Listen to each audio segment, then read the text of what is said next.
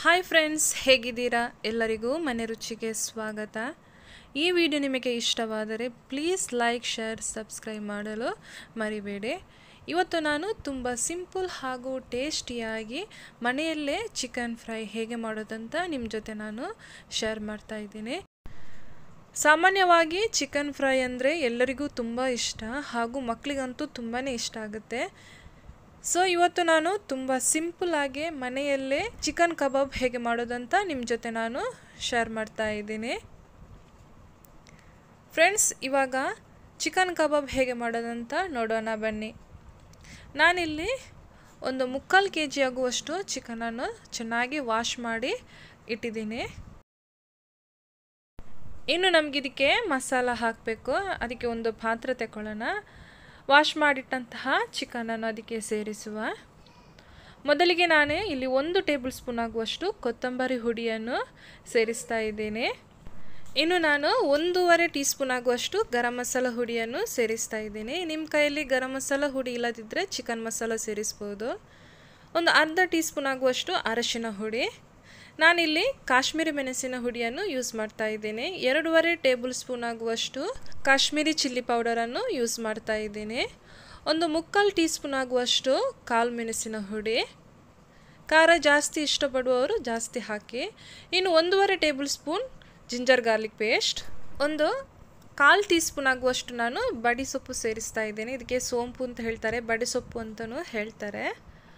1 table spoon ಆಗುವಷ್ಟು vinegar. ಇನ್ನು ರುಚಿಗೆ ತಕ್ಕಷ್ಟು ಉಪ್ಪು ಸೇರಿಸ್ತಾ ಇದ್ದೀನಿ.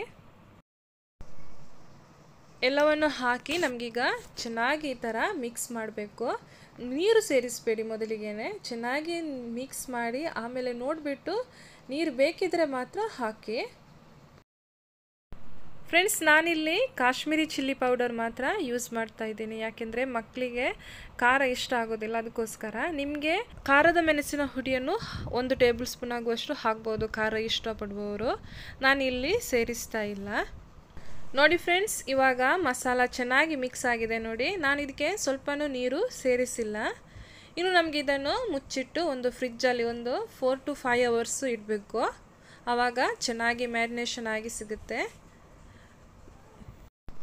ಫ್ರೆಂಡ್ಸ್, ನಾನೊಂದು 6 hours ಮಸಾಲ ಹಾಕಿ ಫ್ರಿಜ್ಜಲ್ಲಿ ಇಟ್ಟಿದ್ದೆ. ಇವಾಗ ನಮಗೆ ಇದಕ್ಕೆ ಕಾರ್ನ್ಫ್ಲವರ್ ಹುಡಿಯನ್ನು ಹಾಕಬೇಕು.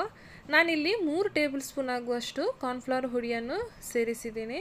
ಇನ್ನು ನಮಗಿದನ್ನು ಚೆನ್ನಾಗಿ ಈ ಥರ ಮಿಕ್ಸ್ ಮಾಡಬೇಕು. ಎಲ್ಲ ಕಡೆಯೂ ಕರೆಕ್ಟ್ ಕೋಟಿಂಗ್ ಆಗಬೇಕು, ಆ ಥರ ಮಿಕ್ಸ್ ಮಾಡಬೇಕು. ಫ್ರೆಂಡ್ಸ್, ನಾನಿಲ್ಲಿ ನೀರು ಯೂಸ್ ಮಾಡಿದೇನೆ ಚೆನ್ನಾಗಿ ಮಿಕ್ಸ್ ಮಾಡಿದೆ. ನಿಮಗೆ ಬೇಕಿದ್ದರೆ ಮಾತ್ರ 1 ಟೇಬಲ್ ಸ್ಪೂನ್ ಆಗುವಷ್ಟು ನೀರು ಹಾಕಿ ಮಿಕ್ಸ್ ಮಾಡಿ. ನಾನು ಆಲ್ರೆಡಿ ಆಯಿಲ್ ಬಿಸಿ ಮಾಡಲಿಕ್ಕೆ ಇಟ್ಟಿದ್ದೆ ನೋಡಿ. ಇವಾಗ ಎಣ್ಣೆ ಚೆನ್ನಾಗಿ ಬಿಸಿಯಾಗಿದೆ ನೋಡಿ. ನಮಗಿನ್ನು ಒಂದೊಂದಾಗಿ ಚಿಕನ್ ಪೀಸಸನ್ನು ಈ ಆಯಿಲಿಗೆ ಹಾಕುವ. ನಿಧಾನಕ್ಕೆ ಚಿಕನ್ ಪೀಸಸನ್ನು ಹಾಕಿ. ಇದು ನಮಗೆ ಒಂದು ಸೈಡ್ ಒಂದು 2 ನಿಮಿಷ ಚೆನ್ನಾಗಿ ಫ್ರೈ ಆದ ಬಳಿಕ ನಮಗಿದನ್ನು ಮಗುಚಿ ಹಾಕಿ ಇನ್ನೊಂದು ಬದಿಯನ್ನು ಫ್ರೈ ಮಾಡಬೇಕು.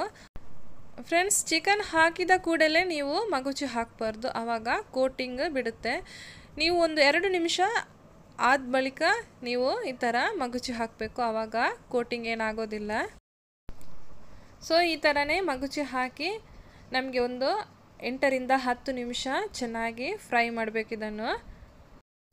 ಫ್ರೆಂಡ್ಸ್, ಈ ರೆಸಿಪಿಯನ್ನು ನೀವು ಟ್ರೈ ಮಾಡಿ ನೋಡಿ, ಖಂಡಿತವಾಗಿಯೂ ನಿಮಗೆ ತುಂಬ ಇಷ್ಟ ಆಗುತ್ತೆ. ನಾನಿಲ್ಲಿ ಖಾರದ ಮೆಣಸಿನ ಹುಡಿಯನ್ನು ಯೂಸ್ ಮಾಡಿಲ್ಲ ಮಕ್ಕಳಿಗೋಸ್ಕರ. ಖಾರ ಇಷ್ಟಪಡುವವರು 1 ಟೇಬಲ್ ಸ್ಪೂನ್ ಆಗುವಷ್ಟು ಖಾರದ ಮೆಣಸಿನ ಹುಡಿಯನ್ನು ಹಾಕ್ಬೋದು. ನೋಡಿ, ಇವಾಗ ಚಿಕನ್ 90% ಚೆನ್ನಾಗಿ ಫ್ರೈ ಆಗಿದೆ.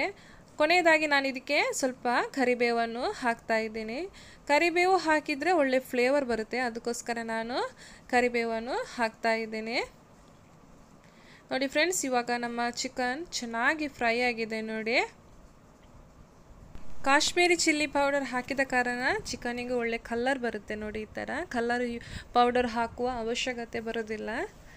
ನೋಡಿ ತುಂಬ ಟೇಸ್ಟಿ ಹಾಗೂ ತುಂಬ ಸಿಂಪಲ್ ಆದ ಚಿಕನ್ ಕಬಾಬ್ ರೆಡಿಯಾಗಿದೆ ನೋಡಿ. ಈ ಕ್ರಿಸ್ಮಸ್ಸಿಗೆ ನೀವು ಮನೆಯಲ್ಲಿ ಟ್ರೈ ಮಾಡಿ ನೋಡಿ, ಖಂಡಿತವಾಗಿಯೂ ನಿಮಗೆ ತುಂಬ ಇಷ್ಟ ಆಗುತ್ತೆ.